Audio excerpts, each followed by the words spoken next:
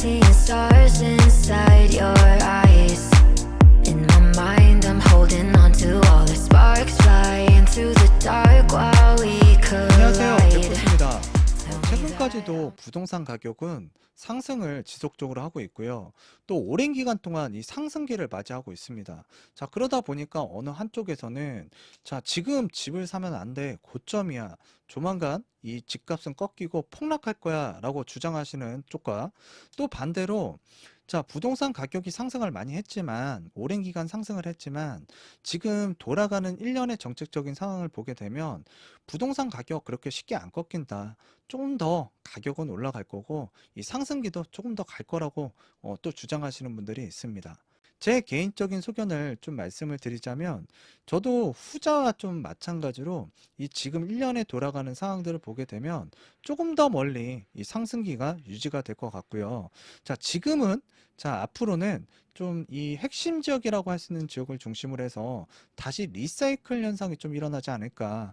그래서 아직까지는 상승 각도가 좀 살아있다라고 생각이 되어지는데요. 그럴 만한 이유가 있겠죠. 그 이유에 대해서 조금 말씀을 나누고자 하고요.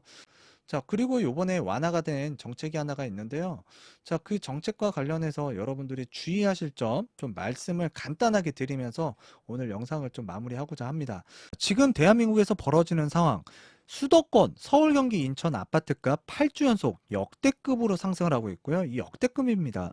자, 아파트 매매 가격 지수 변동률을 보게 되면 뭐 수도권, 지금 경기도나 인천의 상승률이 장난이 아니죠. 자, 서울보다 더 가파르게 상승은 하고는 있는데, 자, 지금 이 서울의 아파트 매매 가격 지수 변동률, 지금 여기 특징적인 게 있습니다. 바로 서울 동남권, 강남, 서초, 송파, 강동구의 이 변동률이 서울 평균보다 지금 앞지르고 있는 상황인데요. 사실 경기, 인천의 상승률은 높다고는 하지만 이 강남, 서초, 송파 같은 경우에는 약간의 퍼센트테이지가 상승을 한다고 하더라도 금액 단위가 틀립니다. 금액적으로 큰 차이가 나요. 그래서 억 단위로 뛰는 지역이 바로 이 지역인데 지금 집값도 이렇게 역대급으로 뛰고 있는 상황. 자, 소비자 물가 등락률도 지금 불안한 모습을 보여주고 있습니다. 자, 그래서 점점 서민의 그 살림살이도 팍팍해지고 있는 현재의 실정인데요.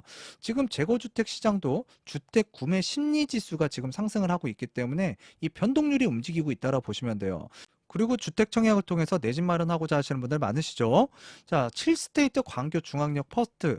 자, 이 해당 아파트 같은 경우에는 중도금 대출이 나오지 않는데 정말 많은 사람들이 참여를 했습니다. 그래서 229대 1의 청약 경쟁률이 어마어마한 경쟁률이 나왔고요. 진짜 사람들이 자금이 정말 많은 것 같아요. 중도금 대출이 안 나오는데 저렇게 많은 사람들이 이 청약을 넣었다라는 거 깜짝 놀랄 만한 수준이고요. 역대급 청약 경쟁률입니다.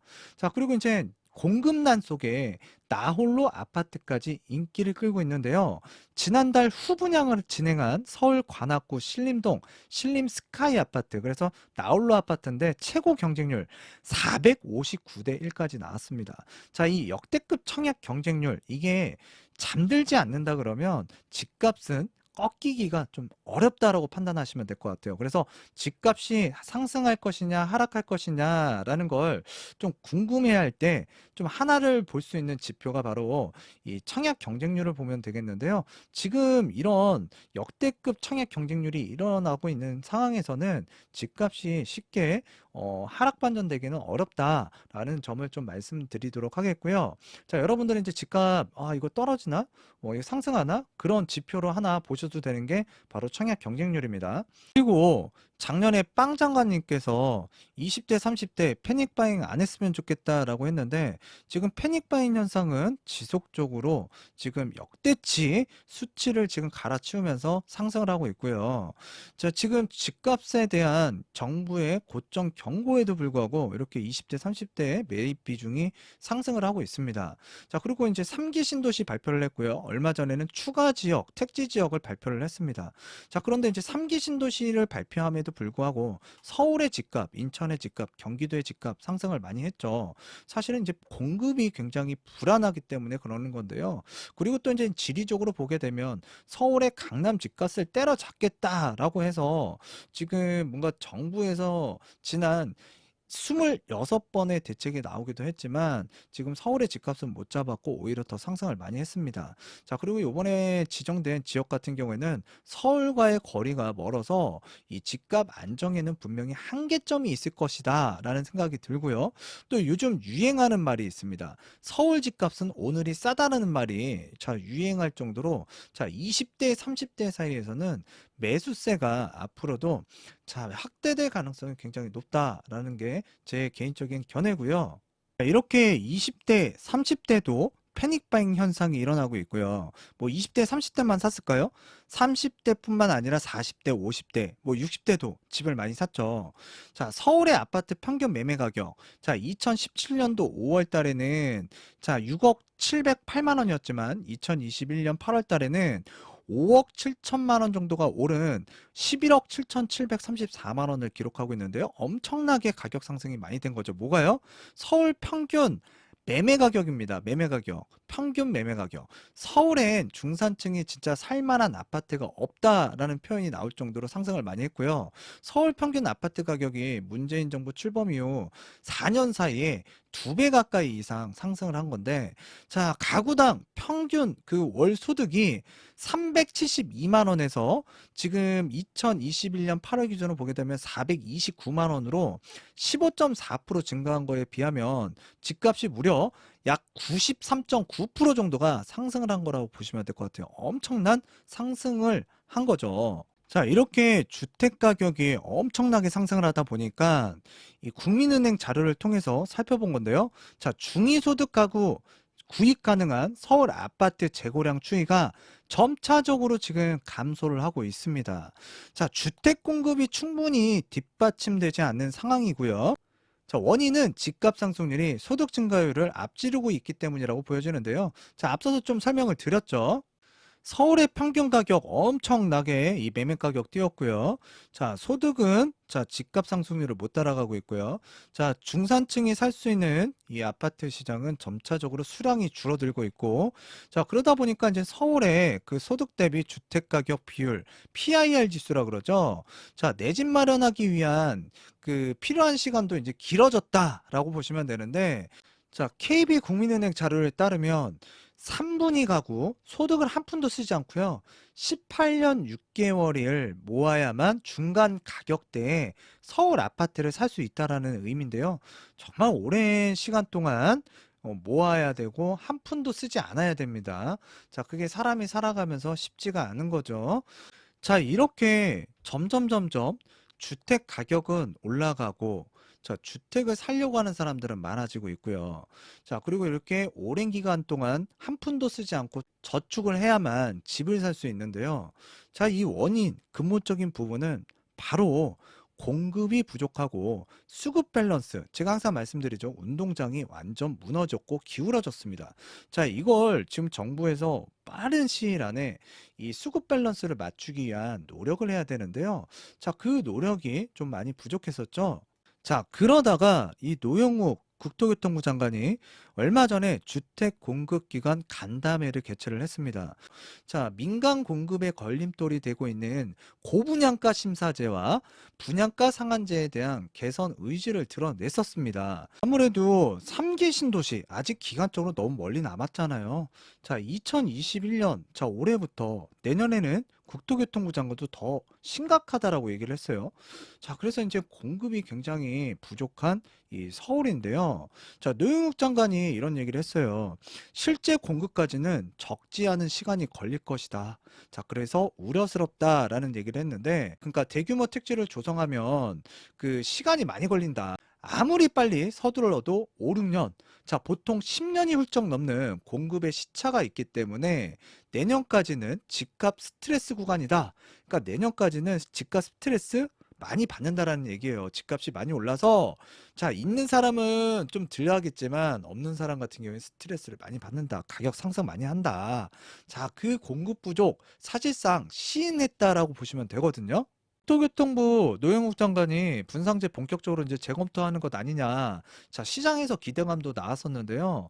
자, 얼마 되지 않았는데 국토부에서 바로 분양가 상한제 폐지 없다. 자, 이렇게 밝혔고요. 노영욱 국토교통부 장관은 분명히 이 시장의 문제점을 진단을 잘 하고 있는 것 같아요. 자, 그래서 이제 공공의 힘만으로는 어렵고 민간의 참여도 끌어내야 된다. 그리고 단기간 안에 공급은 어렵기 때문에 지금 고심이 굉장히 많은데요. 지금 윗선과 분명히 코드가 지금 안 맞는 것 같아요. 지금 윗선의 코드는 자, 분양가 상한제 폐지하게 되면 이거 불리하거든요. 내년에 대선 불리하게 되거든요. 자, 그래서 이제 표심과 연결될 수 있기 때문에 지금 뭔가 시그널을 준 것 같아요. 자, 우리는 폐지 없다.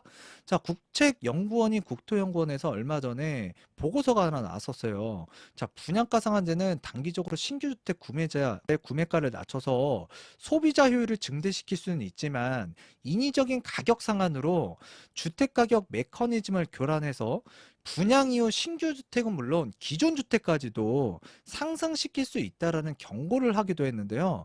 자, 임기 말에 뭐라도 하려는 신용만 하는 것일 뿐 실질적인 공급 증대 효과는 굉장히 미비한 지금 정책을 펼치고 있다. 아직까지도 굉장히 정신을 못 차렸다라고 생각이 되는 대목입니다. 기본형 건축비, 자, 증감률 추이를 볼 필요가 있어요. 기본형 건축비를 15일부터 3.42% 올린, 자, 3.3제곱미터당 687만 9천 원으로 이제 고시한다라고 밝혔는데, 자, 기본형 건축비는 매년 3월 1일과 9월 15일에 고시하는데, 자, 3.42% 증가는 철근값 급등에 따라서 비정기 고시로 4.4% 올랐던 2008년 7월 이후 최대폭이라고 보시면 돼요. 그래서 앞서서 지난 7월에도 그 국토부는 철근값 급등으로 기본형 건축비를 1.77% 올린 바가 있었는데요. 네, 분상제는 기본적인 틀 유지를 하는 가운데 자, 기본형 건축비는 증가를 하고 있는 상황인데요.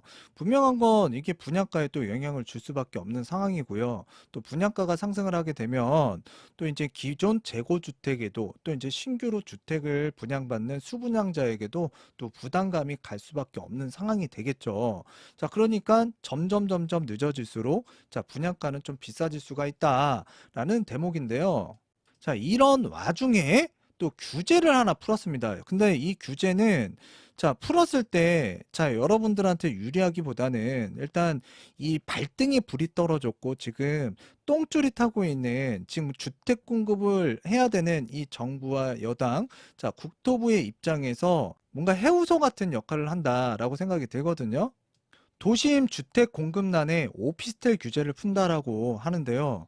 자, 아파트를 달라고 했더니 도시형 생활주택, 오피스텔을 준다고 합니다.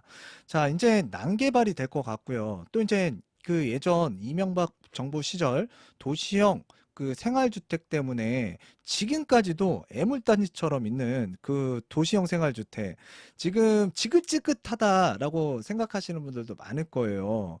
자, 그런데 이제 도심 속에 이 공급난을 좀 해소하고자 이 오피스텔과 그다음에 도시형 생활주택을 규제를 풀어준다고 하는데요. 자, 주거용 오피스텔 같은 경우에는 뭐 30평형대까지 이제 허용을 한다고 하고요. 도시형 생활주택은 방 3개까지 허용. 그래서 원룸형에서 기존에는 원룸형이 많았죠. 자, 소형으로 이제 개편한다라고 보시면 되는데, 자, 주거용 오피스텔은 이제 바닥 난방까지 자, 설치 허용 면적 기준을 자, 85제곱미터 이하에서 120제곱미터 이하로 이제 완화를 한다고 하고요. 자, 민간 사업자가 그 LH 등과 이제 매입 약정을 통해서 신축 오피스텔을 공공임대로 공급할 경우에는 취득세 중과 배제 혜택도 부여한다고 해요. 자, 그러니까 공급을 사람들이 원하는 양질의 주택, 아파트, 대단지, 커뮤니티 시설이 갖춰진 자, 이런 양질의 아파트가 아니라 자, 이렇게 이제 도시형 생활주택, 오피스텔을 준다고 하니까 과연 이쪽으로 얼마만큼의 수요가 자, 들어갈 것이고 자, 이게 시장에서 이 공급난이 얼마만큼 해결이 될 것인가라고 생각했을 때 저는 많이 부족해 보인다라는 생각이 들었고요.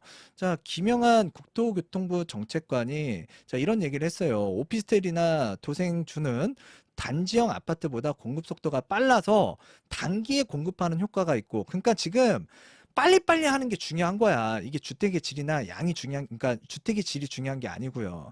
자, 이에 따라서 이제 전세 시장 및 매매 시장에 고르게 영향을 줄 것으로 본다라고 얘기를 했거든요. 자, 그런데 이거 단기적인 임시 방편이라고 생각이 듭니다. 자, 도시형 생활주택이나 오피스텔은 일반 아파트처럼 또한 그 분양가 상한제 규제 대상은 아니거든요. 그래서 아마도 이제 건설사라든가 이제 중소규모의 이제 시행을 하시는 분들이 오피스텔이나 이제 도시형 생활주택을 많이 이렇게 공급을 할 것 같고요.